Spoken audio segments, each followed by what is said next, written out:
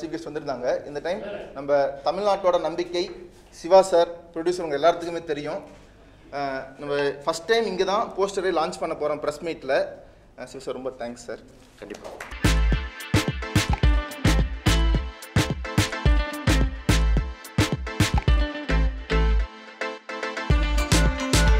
அவங்களோட ட்ரேட் கைடில் நம்மளோட கடுக்கா படத்தோட போஸ்டரை சென்டர் பேஜில் போட்டிருந்தாங்க. புதுமுக நாயகன் ஃபஸ்ட் டைம் புது ஹீரோக்கெல்லாம் சப்போர்ட் பண்ணுறதுக்கு தயாரிப்பாளர்கள் சிவா சார், தனஞ்சயன் சார் எல்லாத்துக்கும் என்னோட நன்றிகள். யாருமே சென்டர் பேஜில் ஃபஸ்ட் டைம் ஹீரோவை போடவே மாட்டாங்க. சார் உங்கள் பெருந்தன்மைக்கு ரொம்ப ரொம்ப நல்லா எல்லா படங்களும் நம்ம சப்போர்ட் பண்ணுவோம். சாருக்கு ஒரு அன்பளிப்பாக ஒரு அன்பாக தேங்க்யூ. இன்னைக்கு வந்து பத்திரிகை யூனியன் தலைவர் சுபாஷ் சாருக்கு பர்த்டே. ஆக்சுவலாக இன்னைக்கு சொல்லவே சுபாஷ். ஸோ சாருக்கு பிறந்த நாளா சிவா சார் பொன்னாடி கொடுத்துருவாரு.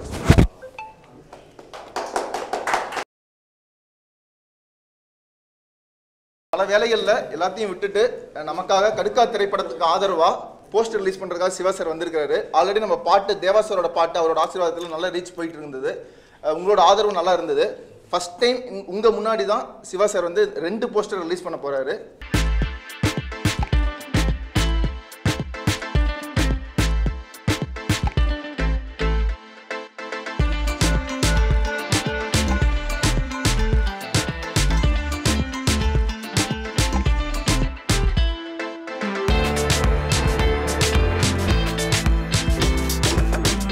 வணக்கம். கடுக்கா மூவி வந்து தம்பி விஜய் கௌரிஸ் வந்து ரொம்ப வித்தியாசங்களை தேடுறவர். என்னைய நிறைய முறை வந்து காமெடியை பற்றியெல்லாம் பேசுவார். நிறைய டைம் மீட் பண்ணியிருக்கோம். ஸோ நாங்கள் பண்ண காமெடியை பற்றி பேசுவார். ஸோ அவர்கிட்ட இருக்கிற கிரியேஷன் பற்றி பேசுவார். ஸோ அதனால் கிரியேஷனை வந்து தேடி தேடி போகிற ஆள். ரொம்ப க்ரியேட்டிவிட்டியான ஒரு தம்பி விஜய் கௌரிஸ். ஸோ அவர் ஹீரோவாக நடித்து கடுக்கான ஒரு மூவி, அதுவும் காமெடி பண்ணியிருக்காருன்னு போது எனக்கு ரொம்ப சந்தோஷம். ஏன்னா இன்றைக்கி காமெடி வந்து குறைவாக தான் இருக்குது.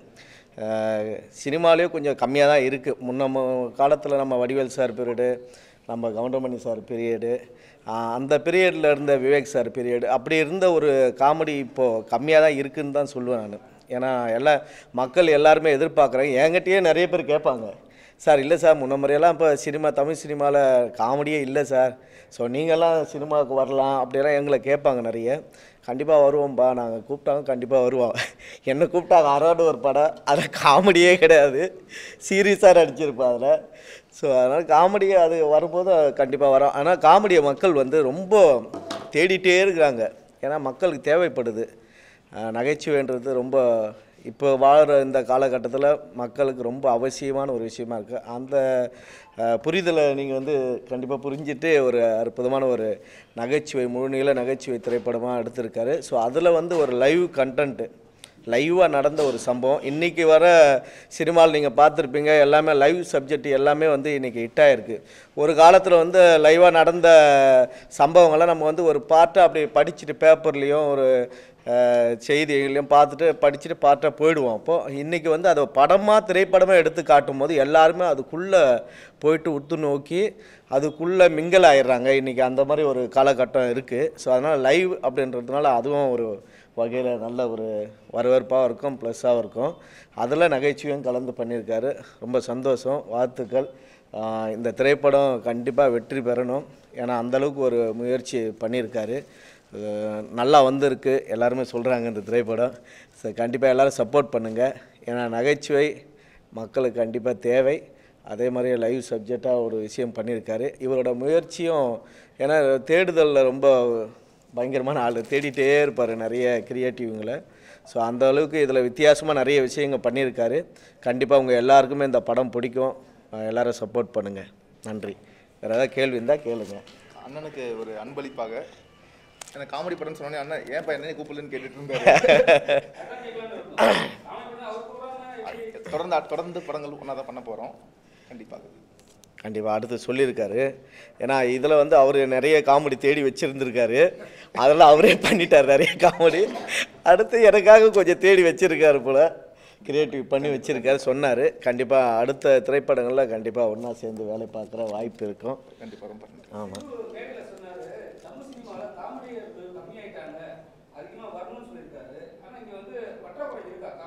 கண்டிப்பாக இருக்குது.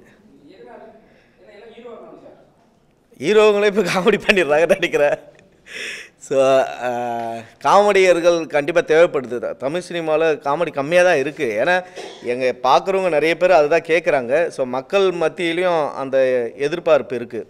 காமெடியர்கள்லாம் இப்போ கம்மியாகிட்டாங்க, இன்னும் காமெடி தேவை அப்படின்ற விஷயம் இருக்குது தான், உண்மையிலேயே இருக்குது. ஸோ அது வந்து டைரக்டருங்கெல்லாம் அதை மைண்டில் வச்சு அவங்க கொண்டு வந்தால் தான் உண்டு, இல்லைன்னா இதுக்கு வாய்ப்பே இல்லை. இப்போ நாங்கள் பேசுகிறதுனாலையும் நாங்கள் கேட்குறதுனாலையும் அதுக்கு நாங்கள் வாய்ப்பு கேட்டு பண்ணோம் அப்படின்ற அவசியம் வந்தால் கூட அவங்க கொடுத்தா தான் உண்டு. அவங்க தான் மனசு வைக்கணும். ஸோ டைரக்டருங்க எல்லாருமே கொஞ்சம் மனசு வச்சு ஸோ நிறைய காமெடியன்களை உள்ளே கொண்டு வாங்க, காமெடிங்க இன்னும் நிறைய திரைப்படங்களை கொண்டு வாங்கன்னு வேண்டி கேட்டுக்கிறேன்.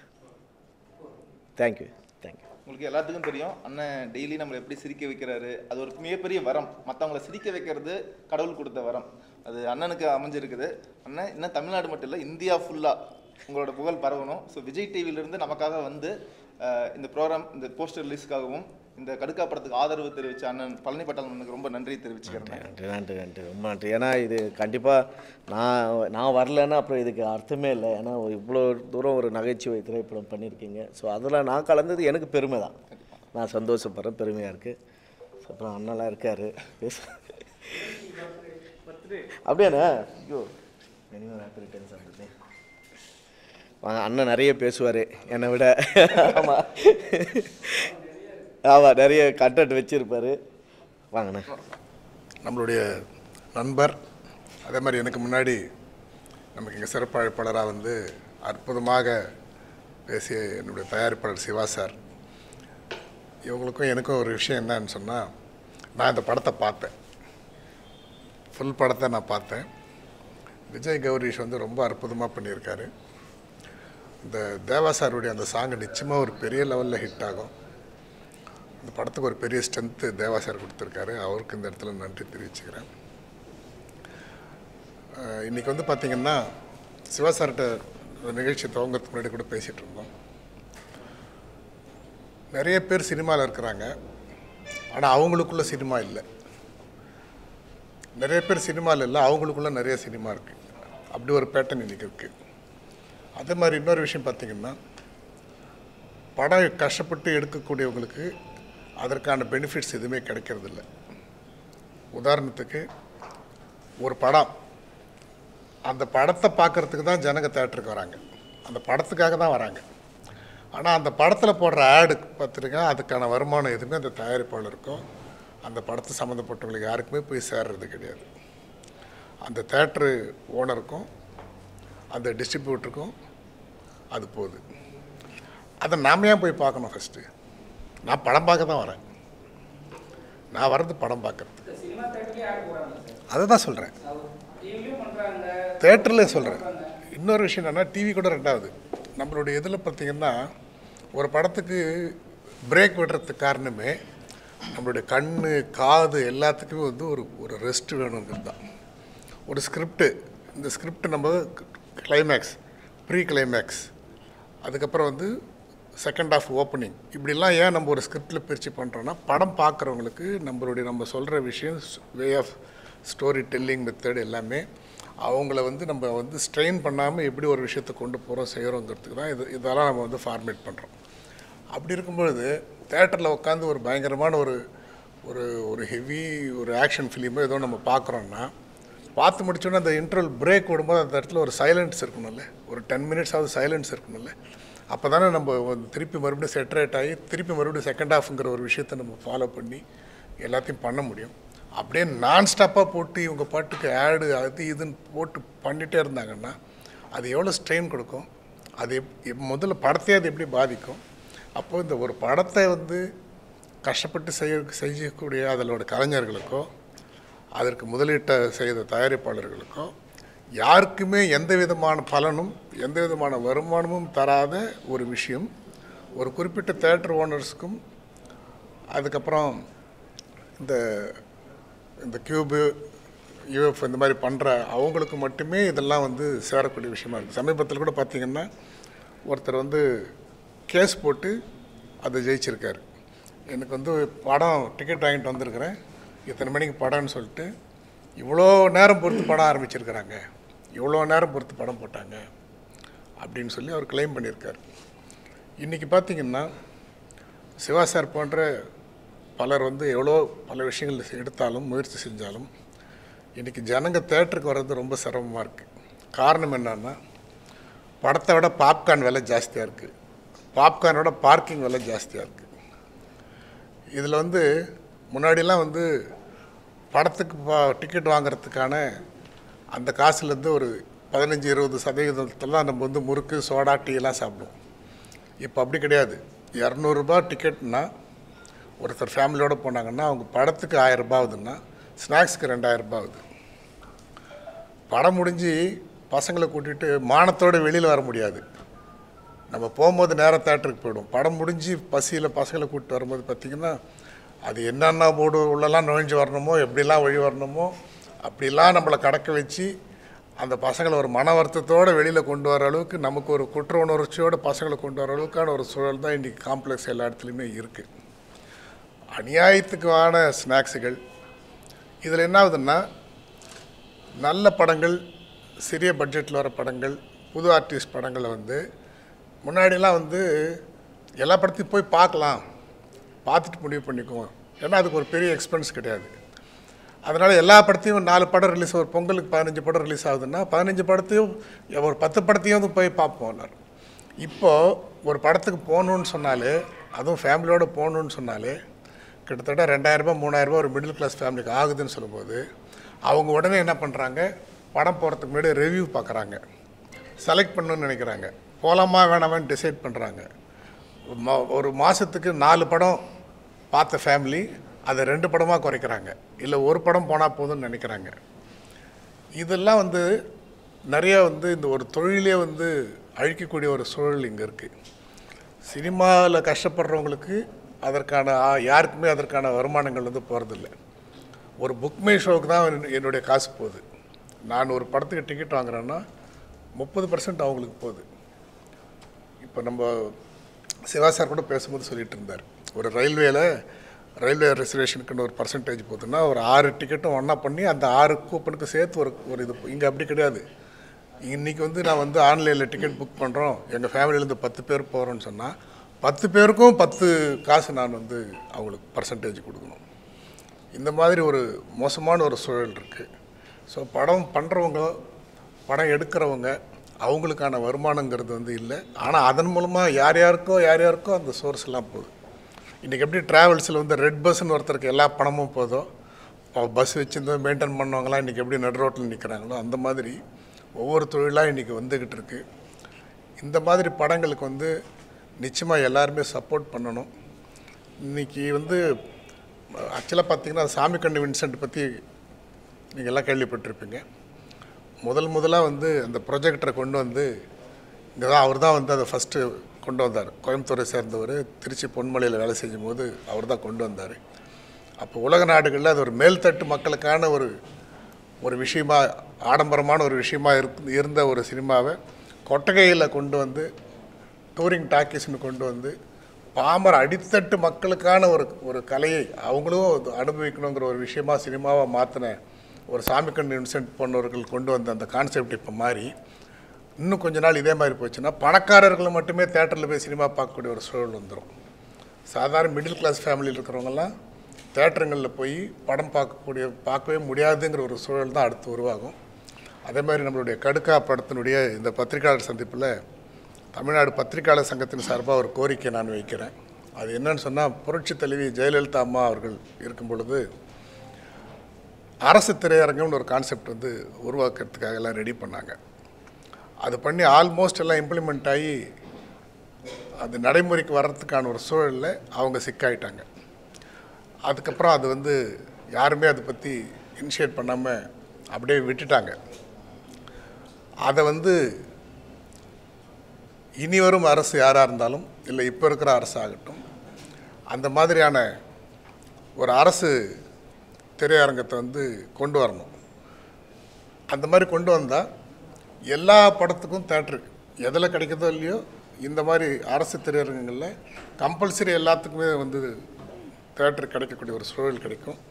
அதே மாதிரி இங்கே வந்து நிறைய ஹீரோஸு, நிறைய பெரிய பேனர்ஸு, கார்பரேட்ஸினுடைய ஆதிக்கம், குறிப்பிட்ட சிலருடைய ஆதிக்கத்தினால என்ன ஆகுதுன்னா நிறைய படங்கள் வந்து ரிலீஸ்க்கே வர முடியாமல் போயிடுது. அப்படியே இன்னொன்று வந்து இங்கே இருக்கக்கூடிய நிறைய சூப்பர் ஸ்டார்களுக்கெல்லாம் நான் ஒரு விஷயம் கேட்குறேன். உங்களை நீங்களாம் ஒரு பெரிய சூப்பர் ஸ்டாரு, அடுத்த முதலமைச்சர்லாம் நீங்களாம் ஆசைப்படுறீங்க, நினைக்கிறீங்க, கனவு காண்றீங்க. அப்போ நீங்களாம் உண்மையிலே பெரிய சூப்பர் ஸ்டாராக இருந்தால் நீங்கள் என்ன பண்ணணும்? நீங்கள் வந்து மார்னிங் 10:30 மணி ஷோ, மத்தியானம் 2 மணி ஷோ, சனி ஞாயிறில் காலையில் 10 மணி ஷோ, இந்த மாதிரி ஷோவெல்லாம் தேட்டரில் போடுறதுக்கு நீங்கள் அலோவ் பண்ணணும். இல்லை நீங்கள் போட சொல்லணும். நான் தான் சூப்பர் ஸ்டாருங்க, நீங்கள் காலையில் 8 மணிக்கு போட்டாலும் சரி, 12 மணிக்கு போட்டாலும் சரி, 2 மணிக்கு போட்டாலும் சரி, எனக்காக ஜனங்க வந்து குவிவாங்கன்னு நீங்கள் சொல்லணும். ஆனால் ரொம்ப கஷ்டப்பட்டு ரொம்ப போராடி ரிலீஸ் பண்ண முடியாமல் ரொம்ப பாதிக்கப்பட்டு சிறிய படங்கள் ரிலீஸ் பண்ணுறவங்களுக்கு வந்து என்ன பண்ணுறாங்கன்னா, அவங்களுக்கு போய் காலையில் 12 மணிக்கு தர்றது, 11 மணிக்கு தர்றது, மத்தியானம் 2 மணிக்கு தர்றது. ஆனால் சூப்பர் ஸ்டார் நாங்கள் தான் எல்லாமே, அடுத்த முதலமைச்சர் நான் தான் அப்படின்னு சொல்கிறவங்களுக்கெல்லாம் போயிட்டு பார்த்திங்கன்னா ஈவினிங் ஷோ தர்றது, நைட் ஷோ தர்றது, பிரைம் தேட்டர் தர்றது, அதுக்கு போய் வந்து ஃபுல்லாகக்கூடிய அளவுக்கு மினிமம் சீட்ஸ் இருக்கக்கூடிய தேட்டர் கெப்பாசிட்டி உள்ள தேட்டர்ஸ் தர்றது. சாதாரண வந்து ஒரு 100 பேர் கூட வருவாங்களான்னு தெரியாத போராடுறவங்களுக்கு எடுத்து போய் ஒரு பெரிய தேட்டரில் போய் மதியானத்தில் போய் ஒரு ஷோவை கொடுக்கறது. அந்த ஒரு ஷோ இதில் ஓடுதுன்னு தெரிஞ்சு அந்த படம் நல்லா இருக்குன்னு கேள்விப்பட்டு அந்த டாக்கை தெரிஞ்சுக்கிட்டு போகிறதுக்குள்ளே அதை எடுத்துடுறது. அதுக்கப்புறம் அந்த படமே போயிடும், அப்புறம் கிடைக்காது. இந்த மாதிரியான ஒரு மோசமான ஒரு சூழல் வந்து இந்த இடத்துல உருவாகிட்டுருக்கு. இதே பார்த்திங்கன்னா மலேசியா போன்ற இடத்துக்கெல்லாம் பார்த்திங்கன்னா இப்போ வந்து யார் எடுத்துன்னு போயிட்டு ஃபஸ்ட்டு சர்டிஃபிகேட் சென்சார் பண்ணி ரிலீஸ்க்கு போய் கொடுக்குறாங்களோ அவங்களுக்கு தான் ஃபஸ்ட்டு தேட்டர் கொடுப்பாங்க. இப்போ வந்து கடுக்கா படத்தை விஜய் கௌரிஷ் எடுத்துன்னு போய், சார் என் படத்தை நான் ரிலீஸ் பண்ணுறேன், என் படம் ரெடி அப்படின்னு சர்டிஃபிகேட் எடுத்துன்னு போய் அங்கே போய் கொடுத்துட்டாருன்னா, இவருக்கு ஒரு நிமிஷத்துக்கு அப்புறம் போயிட்டு ரஜினி படமோ கமல் படமோ எடுத்துன்னு போய் கொடுக்குறாங்கன்னா, கடுக்கான்ற படத்துக்கு தேட்டர் கொடுத்து கடுக்கான்ற படம் எவ்வளோ நாள் ஓடுதோ, எத்தனை ஷோ ஓடுதோ, அதற்கு அப்புறம் தான் அது யாருடைய படமாக இருந்தாலும், அதுக்கு அது ராஜமௌலி படமாக இருக்கட்டும், அது மணிரத்ன படமாக இருக்கட்டும், அதுக்கப்புறம் தான் அதுக்கு தருவாங்க. அப்படித்தான் வந்து சிஸ்டம் இருக்குது. ஆனால் இங்கே அப்படி கிடையாது. வரும்போதே வந்து இது வருதுன்றதுக்காக அதை கொண்டு வரக்கூடாது, இது வரக்கூடாது. ஒரு காம்ப்ளெக்ஸில் இருக்குன்னாக்கா அதாவது வந்து தான் படம் எந்தில் ஓடுது அப்படின்றது மட்டும் இல்லை, அதில் வேறு யார் படம்லாம் வருது, யார் படம்லாம் வரக்கூடாது, இதில் வரவே கூடாது, இதோட ஓவர்ஃப்ளோ இந்த படத்துக்கு போகக்கூடாது, இதில் ரிப்பீட் ஆடியன்ஸ் இதில் போகக்கூடாது, இதெல்லாம் டிசைட் பண்ணக்கூடிய ஒரு அராஜகான போக்கெல்லாம் வந்து இங்கே நடந்துகிட்ருக்கு. அதனால் இது எல்லாத்தையும் மாற்றணும். இந்த மாதிரி படங்கள் எல்லாத்தையும் வந்து தேட்டர்ஸ்க்கு எல்லோரும் சப்போர்ட் பண்ணணும். பர்டிகுலராக வந்து ஃபேமிலியோட ஆடியன்ஸ் வர்றதுக்கு வந்து தேட்டர் ரேட்ஸ்லேருந்து இந்த ஸ்நாக்ஸ் ரேட்ஸ்லேருந்து எல்லாத்தையும் வந்து குறைக்கணும். அதுக்கெல்லாம் ஒரு சொல்யூஷன் கொண்டு வரணும். ரொம்ப அருமையாக வந்து ரொம்ப கஷ்டப்பட்டு ஒரு படத்தை வந்து பண்ணியிருக்காரு. இந்த விஜய் கௌரிஷ் மாதிரி இருக்கிறவங்கக்கிட்ட இந்த சொசைட்டி சோஷியல் அந்த பார்வை சமூகத்துக்கு ஏதாவது செய்யணுங்கிற நோக்கம் கொண்ட ஒரு கலைஞராக வந்து விஜய் கௌரிஷ் இருக்கார். அதனால தான் பார்த்திங்கன்னா இன்றைக்கி வந்து இந்த திரைப்படங்கள் மட்டும் இல்லாமல் நிறைய மாணவிகளுக்காக வந்து அவர் ஆர்கனைஸ் பண்ணுற விஷயங்கள், நிறைய ஊருங்களில் வந்து நிறைய திட்டங்கள் அவர் நிறைய விஷயம் சொல்லிகிட்டே இருக்கார். இது பண்ணணும், அது செய்யணும், அது பண்ணணும், இது பண்ணணும்னு. அதோட அந்த பாதிப்பு தான் பார்த்திங்கன்னா வந்து இந்த படத்தினுடைய பேஸ் ஒரு பெண்ணியம் சம்மந்தப்பட்டதுக்கு தந்தை பெரியார் அவர்களை ஒரு போஸ்டராக கொண்டாந்து இன்றைக்கி ரிலீஸ் பண்ணியிருக்காரு. இந்த மாதிரி வந்து இந்த சொசைட்டி மீது அக்கறை உள்ள, இந்த சமூகத்தின் மீது அக்கறை உள்ள ஒரு கலைஞனாக வந்து இருக்கக்கூடிய விஜய் கௌரிஷ் அவர்களுடைய இந்த படத்துக்கு பத்திரிகையாளர்கள் முக்கியமாக வந்து நம்ம ஊடகத்தை சேர்ந்த நம்ம வந்து இது போன்ற இருக்கிறவர்களுக்கு வந்து நம்ம வந்து நிச்சயமாக வலு சேர்க்கணும். அதற்காக தான் நாங்கள்லாம் கூட இங்கே வந்திருக்கோம். அதனால் வந்து இன்றைக்கி இருக்கக்கூடிய பெப்சி ஆகட்டும், தயாரிப்பாளர் சங்கமாகட்டும், எல்லாருமே இது போன்ற படங்களை வந்து நல்லா டெவலப் பண்ணுறதுக்கும் தேட்டர்ஸை வந்து ரெஸ்ட்ரிக்ட் பண்ணி குறைச்சி எல்லோரும் படம் பார்க்குறதுக்கான ஒரு சூழல், ஸ்நாக்ஸ்லேருந்து எல்லாத்தையும் குறைச்சி இந்த புக் மை ஷோ மாதிரி ஆளுங்க. நான் என்ன சொல்கிறேன், நம்ம இவ்வளோ பெரிய அமைப்புகள் வச்சுருக்கோம், நமக்குன்னு ஒரு தேட்டர் கிடையாது. ஒரு சென்சார் பண்ணுறதுக்கு ஒருத்தர்கிட்ட போகணும். ஏன் ஒரு ஃபிலிம் ஃபெஸ்டிவல் நம்ம வேலை நடத்த முடியறதில்ல, அது தனியாக நடத்துகிறாங்க. அவங்க வந்து ஃபண்டு வாங்கி அவங்களுக்கு கவர்மெண்ட் சப்போர்ட் பண்ணி யாரோ ஒருத்தர் ஃபிலிம் ஃபெஸ்டிவல் நடத்துகிறாங்க. யாரோ ஒரு தனி நிறுவனம் வந்து ஒரு கியூபுங்கிற ஒரு விஷயத்தை வச்சுக்கிட்டு மொத்த பணத்தையும் அவங்க கொள்ளடிக்கிறாங்க. நான் சொல்கிறேன், இவ்வளோ பெரிய இண்டஸ்ட்ரி இருக்கோம் நம்ம, ஏன் இதெல்லாம் வந்து எல்லோரும் சேர்ந்து உருவாக்கக்கூடாது? ப்ரிவியூ போடுறதுலேருந்து, ப்ரிவியூ தேட்டர்ஸ்லேருந்து, சென்சார்லேருந்து, ஆடியோ ரிலீஸ் ஃபங்க்ஷன்ஸ்க்கான விஷயங்கள்லேருந்து, அதே மாதிரி தேட்டர் புக் பண்ணுற விஷயங்கள்லேருந்து, இதெல்லா விஷயமும் இது போன்ற அமைப்புகள்லாம் சேர்ந்து பண்ணணுன்றதை இதன் மூலமாக நான் கேட்டுக்கிட்டு, சினிமாவில் கஷ்டப்படுறவங்களுக்கான வருமானம் அவங்களுக்கே அது போய் சேரணும் அப்படிங்கிறது இதன் மூலமாக கேட்டுக்கிட்டு, எனக்கு இந்த வாய்ப்பளித்த விஜய் கௌரீஷுக்கும் மற்றும் கடுக்காப் திரைப்படத்திற்காக ஒத்துழைத்த அனைத்து கலைஞர்கள், அது அவருக்கு ஃபைனான்ஸு ரீதியாக ஒத்துழைச்சவங்களாகட்டும், உடல் உழைப்பு கொடுத்தவங்களாகட்டும், எல்லாருக்கும் இதன் மூலமாக நான் நன்றி தெரிவிச்சுக்கிறேன். இந்த படம் மிகப்பெரிய அளவில் வெற்றி பெறும்ங்கிறதுக்கு என்னுடைய பாராட்டுகளை தெரிவிச்சுக்கிறேன். நன்றி, வணக்கம். சார் ஃபஸ்ட் டைமு புதுமுக ஹீரோன்னு கூட பார்க்காம பத்திரிகையாளர் குரல் பத்திரிகையில் எடுத்தோனையும் முதல் பக்கத்திலேயே நம்மளோட போஸ்டர் ரிலீஸ் பண்ணியிருந்தார். அடுத்தடுத்த படங்கள் யார் யாரெல்லாம் சீஃப் கெஸ்ட் ரிலீஸ் பண்ணாங்களோ, இளைய தளபதி விஜய் அவங்களோட அப்பா எஸ்.ஏ. சந்திரசேகர் சார்லேருந்து, எல்.கே. சுதீஷ் சார்லேருந்து, விக்ரம் ராஜா சார்லேருந்து எல்லாரும் பண்ணது, பார்த்திபன் சார் தேசிய விருது பெற்று எல்லாருமே நம்ம சப்போர்ட் பண்ணதையும் கண்டிப்பாக அந்த நியூஸ் செய்தியை நம்ம பத்திரிகையில் போகிறோன்னு சொல்லி ரொம்ப தேங்க்ஸ் சார் பண்ணதுக்கு. இன்றைக்கி பிறந்த நாள், பல வேலைகள் சாருக்கு இருந்தாலும் கண்டிப்பாக இந்த ப்ரெஸ் மீட் கண்டிப்பாக வரேன். ஏன்னா படம் பார்த்துட்டார் சார், ஸோ அதோட பாதிப்பு சார் கண்டிப்பாக இருக்கும். ஸோ சின்ன படங்களுக்கு சப்போர்ட் பண்ணுற Subha sir, T Siva sir, Palani அண்ணன் எல்லாத்துக்குமே என்னோட நன்றியை தெரிவிச்சுக்கிறேன். கண்டிப்பாக அண்ணன் வந்து ஒரு விஷயம், முக்கியமான விஷயம் அது நானே சொல்லலாம்னு நினச்சிட்டதுன்னு, இந்த தியேட்டருக்கு போனாக்கா இந்த பாப்கார்னு, இந்த ஸ்நாக்ஸ் எல்லாம் அவ்வளோ ரேட்டு. ஏன்னா ஏன் அந்த ரேட்டு எனக்கே புரியல. வெகு ஜனங்கள் வந்து பார்க்குற ஒரு இடம் தியேட்ரு. அங்கே ஒன்று அண்ணன் சொன்ன மாதிரி ஒரு துபாய் ஷேக்கோ, ஒரு பெரிய பெரிய ஆளுங்களோ, இவங்கெல்லாம் வந்து பார்க்குற இடம் கிடையாது. வெகு ஜனம், சாதாரண மனிதர்களும் பார்க்கக்கூடிய ஒரு இடம் தியேட்ரு. கோவில் மாதிரி தான் அதுவும். அங்கே ஏன் இந்த பாப்கார்னு, இந்த ஸ்நாக்ஸ் எல்லாம் ஏன் இவ்வளோ ரேட்டு விற்கிறாங்க? ரொம்ப அநியாய ரேட்டாக இருக்குண்ணா. நீங்கள் சொல்கிற மாதிரி ஒரு ஃபேமிலியோடு போகிறவங்க, இது கண்டிப்பாக சினிமாவுக்கே பாதிப்பு தான். சினிமா எடுக்கிறவங்களுக்கே பாதிப்பு தான். ஒரு தேட்டருக்கு போகிறவங்க கண்டிப்பாக ஒரு ஃபேமிலியோடு 10 பேர் போகிறாங்கன்னா, அவங்க தேட்டரில் படத்துக்கு டிக்கெட்டுக்கு பயப்படுறது கிடையாது, அந்த ஸ்நாக்ஸுக்கு தான் பயப்படுறாங்க. குழந்தைங்களோடு போகும்போது அங்கே குழந்தைங்க இன்னொருத்தர் சாப்பிட்றத பார்த்து கண்டிப்பாக கேட்கும், அப்பா எனக்கு அதை வாங்கி கொடு, இதை வாங்கி கொடு, எனக்கு அது வேணும், இது வேணும். அப்போது நார்மல் ரேட் இருந்தால் யாருமே அதை யோசிக்கவே போகிறது கிடையாது. ஏன்னா எப்போவுமே நம்ம வாங்கி சாப்பிட்ற பொருள் தான், டெய்லி சாப்பிட்றது பொருளில் தானே விற்கிறாங்க. ஒரு பாப்கார்ன், பப்ஸு எல்லாம் டெய்லி சாப்பிட்றது தானே கடையில் வாங்கிட்டு. அது அங்கே போனவங்க 3 மடங்கு ரேட்டெல்லாம் விற்கிறாங்க சில இடங்களில். அன்றைக்கி ஒரு நாள் நான் ஒரு படம் பார்க்க போனேன். இந்த மாலில் இருக்குது பாருங்கள், அந்த பார்க்கிங் பிரச்சனை பெரிய பிரச்சனை.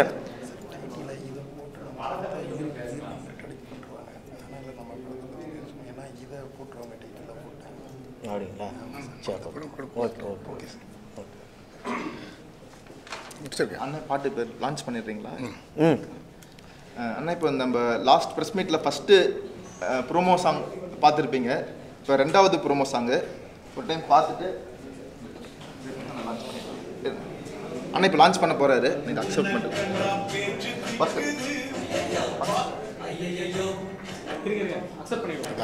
இது அக்செப்ட் பழனி அண்ணன் ஃபஸ்ட்டு நம்மளோட பாட்டோட ப்ரோமோ பாட்டு நம்ம தேவா சார் ஆசிரியத்தில் ஒரு பாட்டு பாடியிருக்காரு. லான்ச் பண்ணுறது சுபாஷ் சாரும் பழனி அண்ணனும் பிகைன் டாக்கிஸில் லான்ச் பண்ணுறோம் நாங்கள்.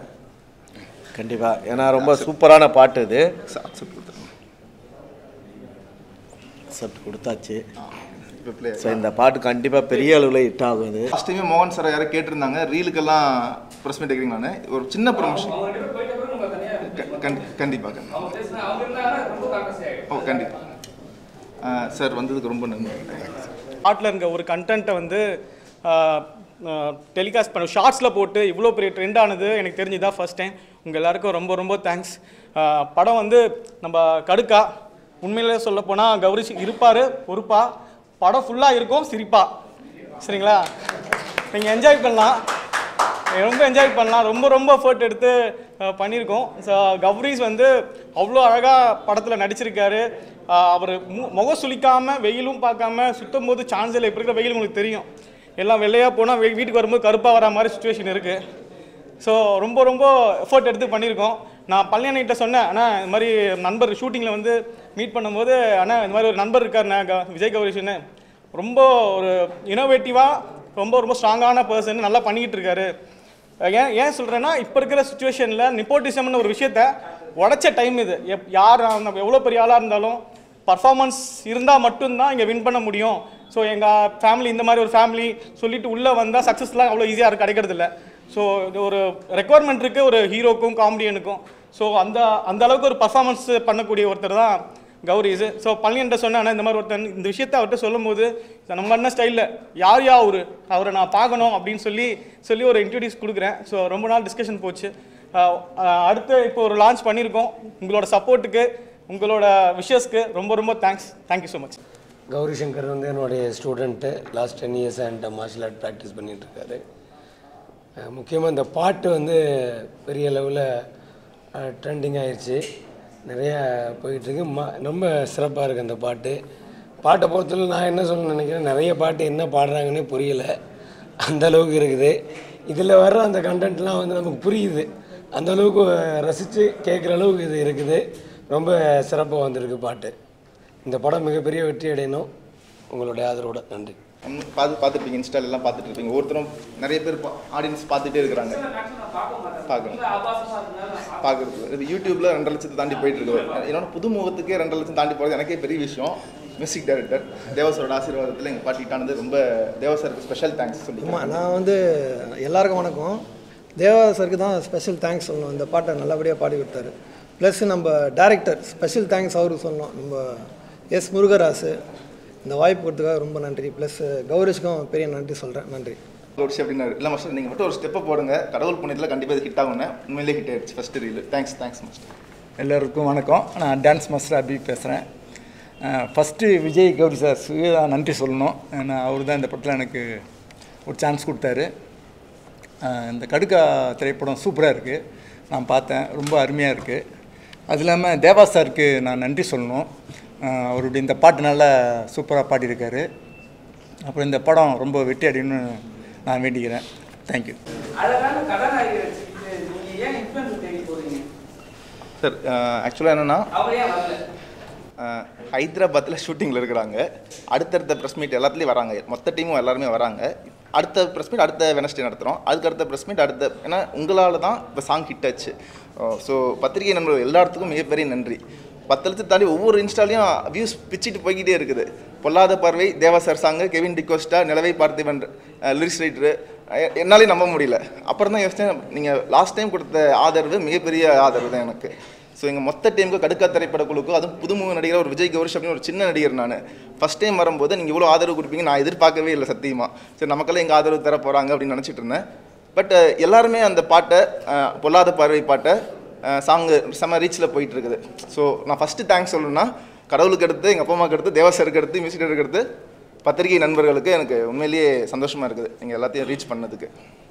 நிறைய நடிகர்கள் வந்து உங்களுக்கு தெரிஞ்சாலே இருக்காங்க, நீங்களே அவங்கள தாண்டி ஏன் இன்ஃப்ளூயன்ஸில் போயிட்டு நீங்களே பார்த்துருப்பீங்க, அது ஆபாச நடனம் ஆடுறவங்க, ஆபாசமாக பேசுகிறவங்ககிட்ட போய் நீங்கள் வந்து உதவி கேட்குறீங்க. நான் லாஸ்ட் டைமே சொன்ன மாதிரி தான், நீங்கள் உள்ளத்தை தான் பார்க்கணும், உள்ளாடையை பார்க்கக்கூடாது அப்படின்னு சொன்ன மாதிரி தான். நம்ம எப்பயுமே ஒரு நடிகரோ ஒரு இது ஆடும்போது அவங்களோட டேலண்ட்டை கண்டிப்பாக ஃபஸ்ட்டு நம்ம அவங்களுக்கு ஃபஸ்ட்டு பாராட்டணும். அந்த மாதிரி அந்த மாதிரி அவங்க மட்டும் சொல்லலை, இன்ஸ்டாகிராமில் எல்லாருமே இந்த மாதிரி நிறைய விஷயங்கள் பண்ணிட்டு இருக்கிறாங்க. ஏன்னா தமிழ் சினிமா என்னை சேர்த்து சொல்கிறேன், நான் என்னையும் சேர்த்து தான் சொல்கிறேன். அதனால ஒவ்வொரு டீ கடையிலையும் என்ன மாதிரி பல நடிகர்கள் வாய்ப்பு தேடி கோடம்பாக்கம் டீ கடையில் சரி, சாலிகிராம் டீ கடையில் அலைஞ்சிட்டு இருக்கிறோம் கடந்த 10 வருஷமாக. ஓப்பனாக சொல்லணும்னா இந்த மாதிரி நம்ம 1 லட்சம் பேர் வயசு தொலைச்சிட்டு, வெக்கத்தை விட்டுட்டு, வாயை பொத்திக்கிட்டு, அவமானத்தை சகிச்சுக்கிட்டு, சோகத்தெல்லாம் அடக்கிட்டு எல்லாம் எனக்கு வாய்ப்பு கிடைக்குமான்னு அப்படிப்பட்ட வாய்ப்பு கிடச்சி தான் நானும் இங்கே வந்துட்டு இருக்கிறேன். தொடர்ந்து அவங்களும் இங்கே கண்டிப்பாக வருவாங்க, எனக்கு நம்பிக்கை இருக்குது. கூட இருக்கிற எல்லா நடிகர்களுமே வாய்ப்பு தேவை.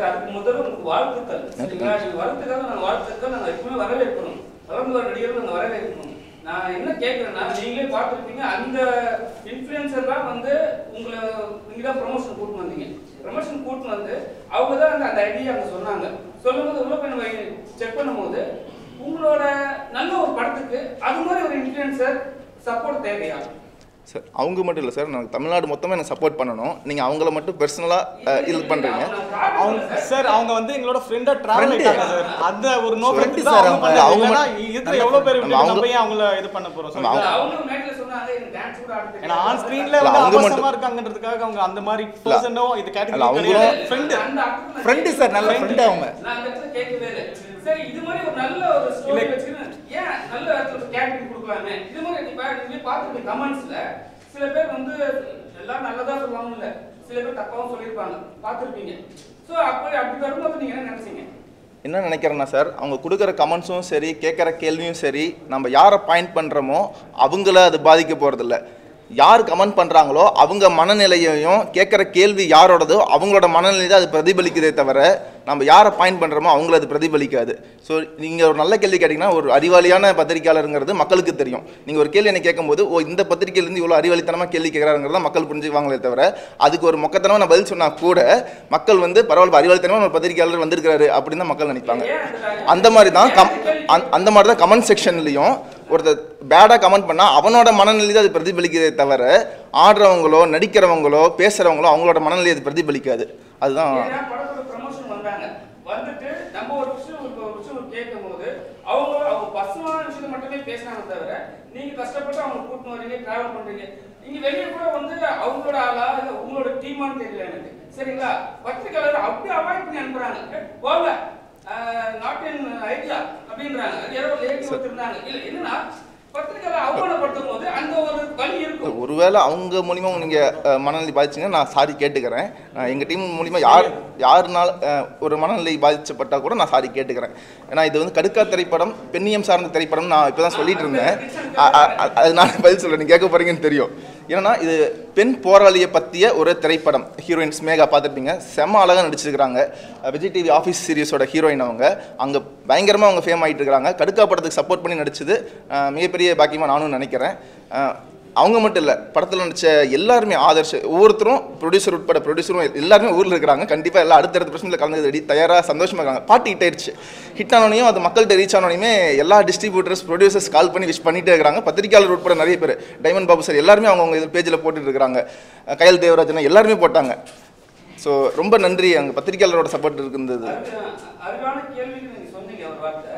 நான் என்ன கேட்குறேன்னா இதுக்கப்புறம் எத்தனை ரிலீஸ் வரும் இதே மாதிரி? ஸோ படத்தோட ப்ரொமோஷன் டீம்கிட்ட டிஸ்கஸ் பண்ணிட்டு இருக்கிறோம். அஃபிஷியல் அனௌன்ஸ்மெண்ட்டை ப்ரொடியூசர் என்னென்ன சொல்கிறாரோ கண்டிப்பாக நாங்கள் வந்து அதுக்கு தகுந்த மாதிரி எங்கள் டீமில் டிஸ்கஸ் பண்ணிவிட்டு மியூசிக் டைரக்டர் தேவா சார் எல்லாருமே இன்னும் இது மாதிரி புதுசாக பண்ணுங்க சொல்லியிருக்காங்க.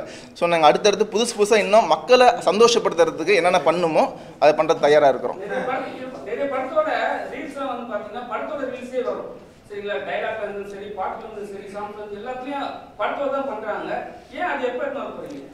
ட்ரெய்லர் லான்ச் அப்போ படத்தோட ஷார்ட்ஸ் எல்லாத்தையும் நீங்கள் பார்ப்பீங்க. ஏன்னா இது டேரக்டர் எஸ் முருகராசு மிகப்பெரிய டேலண்டடான டேரக்டர். இன்னும் ஓப்பனாக சொல்லணும்னா நம்ம அண்ணன் விஜய் சேதுபதிக்கே கதை எழுதி வச்சிருக்காரு. அவரோட கதையில் நடிச்சா 100 கோடி கலெக்ஷன் 200 கோடி போகிற லெவலுக்கு எங்கள் டேரக்டர் கதை இருக்குது. ஸோ எல்லாருமே வெயிட் பண்ணிட்டு இருக்கிறோம். இந்த படத்தோட ட்ரெய்லர் எல்லாரும் பார்க்கறத ஒரு ஆர்வம் கிரியேட் ஆகிட்டே இருக்குது.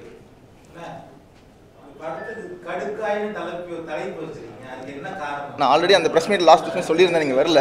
கடுக்கானா இங்கே ஈரோடு சைடில் காது குத்திட்டாங்க, கடுக்கன் கொடுத்துட்டாங்க அப்படிவாங்க. மறுபடி கடுக்கா சொல்லிட்டாங்க. திருநெல்வேலி பஸ்ஸில் அல்வா கொடுத்துட்டாங்கன்னு சொல்லுவாங்கல்ல, அதானே அந்த மாதிரி ஒரு அந்த வார்த்தை மறுமுறை கடுக்கா கொடுத்துட்டாங்கன்னு வரும். ஸோ யாருக்கு கடுக்கா கொடுத்தாங்க அது வந்து படத்தை பார்த்தீங்கன்னா உங்களுக்கு புரிஞ்சிடும். ஸோ படத்தில் செம்ம ட்ரெண்டிங்கான பல விஷயங்கள் இருக்குது. ஏன்னா இப்போ இருக்கிற 2K கிட்ஸ் உட்பட எல்லாத்துக்கும் பிடிக்கும். சரிண்ணா, சரி நண்பர்கள் எல்லாத்துக்குமே ரொம்ப நன்றி வந்ததுக்கு. இன்னைக்கு மிகப்பெரிய போர் போயிட்டு இருக்குது இந்தியாவில். ஆப்ரேஷன் போயிட்டு இருக்குது ஒன்று. ஸோ நம்ம முதலமைச்சர் ஸ்டாலின் சார் வந்து அதுக்கு ஆதரவு தெரிவிச்சிருந்தார். தீவிரவாத இயக்கத்துக்கு எதிராக எல்லாமே இன்னைக்கு காலையிலேயே போஸ்ட் போட்டாங்க. ஸோ எல்லாருமே மக்களுக்கு என்ன நன்மையோ அதை மட்டும் யோசிங்க. ஸோ இந்த படம் ஹிட் ஆகும்னு ஆண்டவனை வேண்டிக்கிறேன். உங்களோட சப்போர்ட் எனக்கு எப்பவுமே தேவை. நன்றி, தேங்க்யூ.